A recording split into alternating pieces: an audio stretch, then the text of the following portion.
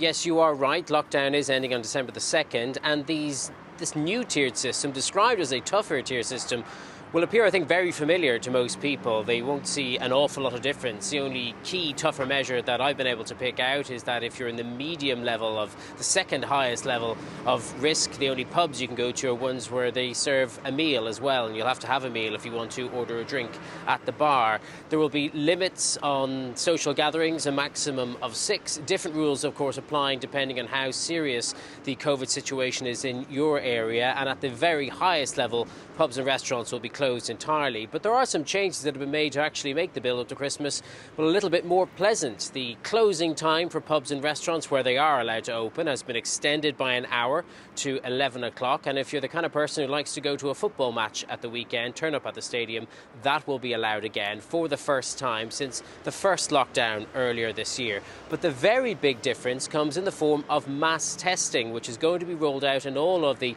highest risk areas to try and catch those cases and avoid the need for people to quarantine for an extended period of time if they think they've come into contact with the virus. They'll actually now get tests every day, which will hopefully limit the amount of time that they'll have to stay indoors.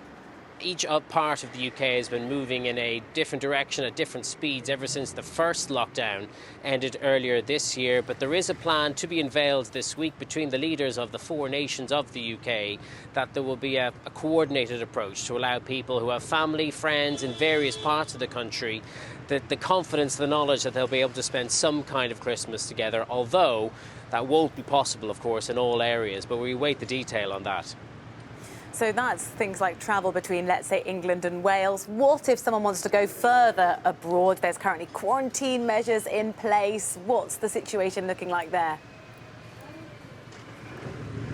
Yeah, that's right. Today the government's also due to announce a plan to revive international travel. Currently, if you land in the UK from a high-risk country or even a medium-risk country, there's an obligation to self-isolate for 14 days. They're planning on changing that, allowing people to take a test 5 days after they land in the UK. And of course, if they're negative, well, then they can go about their everyday lives. Now, we know such things have been pretty commonplace in continental Europe, but the government's thought it too risky up until now. They've changed their minds. The plan is that this will come into effect in the middle of December, which should allow people, foreigners or people who've moved overseas, or even people who want to visit the UK for Christmas, to do so.